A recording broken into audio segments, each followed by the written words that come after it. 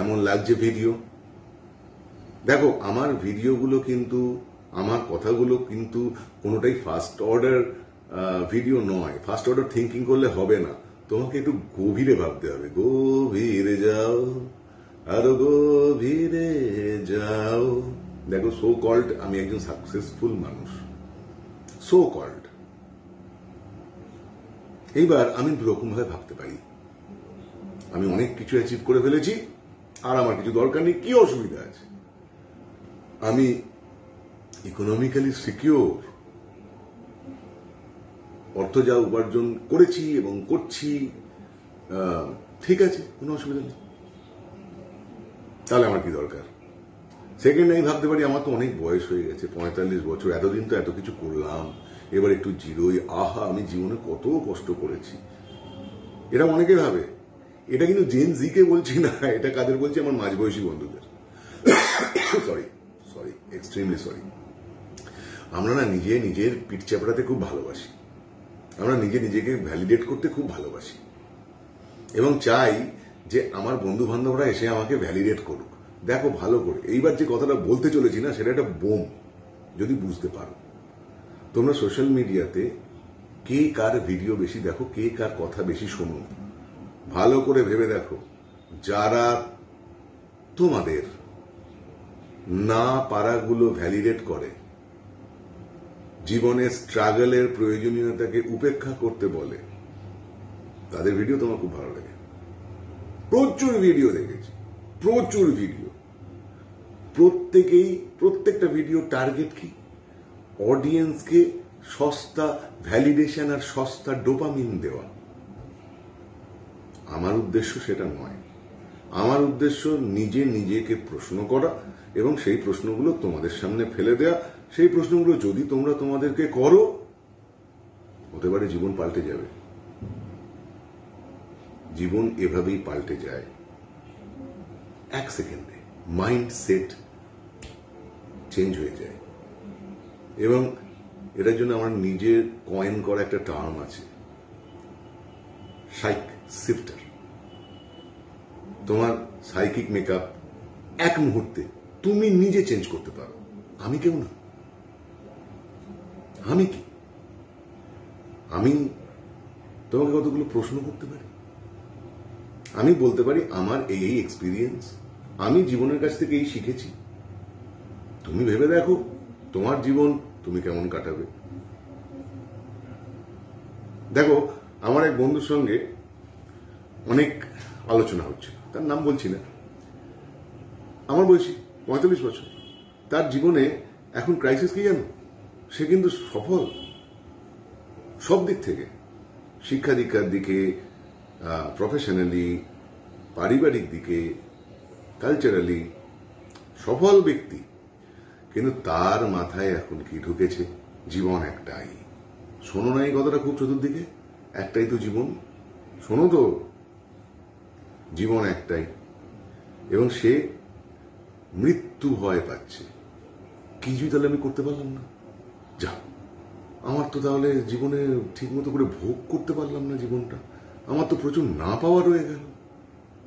দেখো, এখানে আমার সহজ বক্তব্য হচ্ছে, আমাদের হিন্দু ফিলোসফির মধ্যে জন্মান্তরবাদ রয়েছে, তাই না? এই কদিন আগেই তো প্রসেনজিতের সিনেমা দেখলে না? চন্দননগরের বুকে শুটিং হওয়া জাতিস্বর, কবির সুমনের গান আছে জাতিস্বর। সোনার কেল্লা, আমাদের সত্যজিৎ রায়ের সিনেমা, সেখানেও মুকুল ছিল জাতিস্বর। কিসের দিকে হিন্ট করে? এটা একটা থিওরি, যে থিওরি বলে আমাদের অনন্ত জীবন, আমরা বারবার ফিরে আসবো, বারবার বাঁচবো, সময়ের অভাব নেই, অতৃপ্তির কথা ভাবার কোনো প্রয়োজন নেই। আমি সেই বন্ধুটাকে বললাম, দেখ ভাই, তোর একটা জীবন, আমার অসংখ্য জীবন, অনন্ত জীবন, আমার কোনো চাপ নেই। আমি এই জন্মে যেটুকু করতে পারবো করব, বাকিটা থাক না। আজ তবে এইটুকু থাক, বাকি কথা পরে হবে বলে বলো হরি হরি বলে এক্সপ্রেস চেপে চলে যাব, পরের জন্মে আবার চলে আসবো। দেখো, এটা সত্যি কি মিথ্যে আমার জানারই দরকার নেই, কিন্তু এটা আমার কাছে একটা সান্ত্বনা, অ্যাটলিস্ট আমাকে এই জন্মেই বা এই জীবনেই সমস্ত ভোগ্য বস্তু আমাকে জোগাড় করতে হবে, এইটা থেকে মুক্তি দেয়। আমার দরকার নেই, আমার অনেক সময় আছে। ভাবো, ভাবা প্র্যাকটিস করো। তোমার মনের মধ্যে কন্টিনিউয়াসলি অতৃপ্তি, অপ্রাপ্তি এবং তোমার কি কি নেই, তুমি কি কি পারো না, এইগুলোকেই তোমার মাথার মধ্যে ঢুকিয়ে দেওয়া হচ্ছে। এবং প্রত্যেকটা জায়গায় না তোমাকে একটা করে অজুহাত দিয়ে দেওয়া হচ্ছে। বুঝতে পারছো না? আরো সোজা করে বলবো? ঠিক আছে, সোজা কথা, বাংলা কথা বলছে পল্লব, শোনো। আমার বাপ ঠাকুরদার আমল থেকে প্রত্যেকে শুনে আসছে সরকারি চাকরি পাওয়া খুব কঠিন, সবই তো ঘুষ দিয়ে চাকরি পায়, সৎভাবে কেউ সরকারি চাকরি টাকরি পাই না।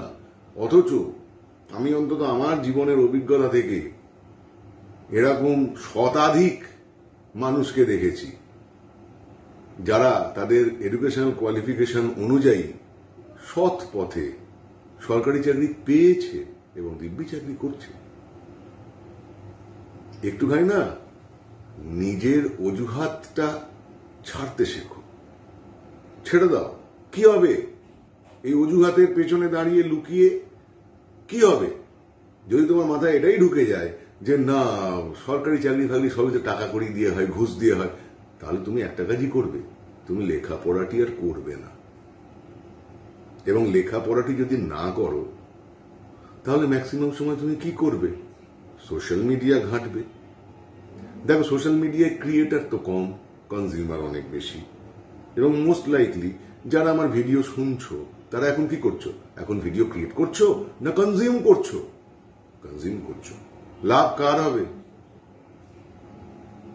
হয় আমার লাভ হবে, নাহলে ইউটিউবের। তোমার কি লাভ? আমি চেষ্টা করি আমার ভিডিও থেকে তোমাদের যাতে কিছু লাভ হয় সেই রকমের ভিডিওই করতে। কিন্তু যাদের মাথাতে এইটাই ঢুকে গেছে, যারা কেবলমাত্র অজুহাত খুঁজতে চাও যে ওরকম ভাবে চাকরি বাকরি হয় না, সবই সেটিং, না, তোমাদের জন্য আমার এই চ্যানেল নয়। Thank you. কেটে পড়ো। এত দুর্বল মনের মানুষের জন্য এই চ্যানেল নয়।